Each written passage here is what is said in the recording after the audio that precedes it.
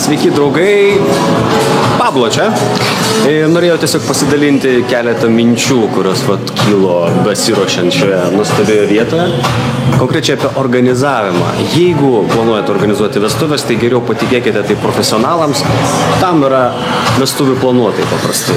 Bet jeigu norite padaryti kažką savo rankomis be vestuvių planuotojų, tai labai gera mintis yra pasirinkti vieną kokį nors žmogų iš savo svečių ir kuriam tiesiog deleguoti visus darbus. Jisai, sakykime, taip taptų jūsų šventėje mini vestuvių planuotojų arba organizatorių. Paprastai tikrai draugų tarpe arba giminių tarpe yra koks nors vienas aktyvesnis žmogus, kuris tikrai nori ir tik tai visas dega netgi, kad kažką padaryti. Tai žinokite, surašykite viską, sudėliokite, duokite jam ir tada tai yra labai didžiulis palengvinimas atlikėjams, muzikantams, kas ten būtų dar šią dieną, nes tada visi atlikėjai žinos, į ką kreiptis atsitikus kažkokiam nenumatytam atveju.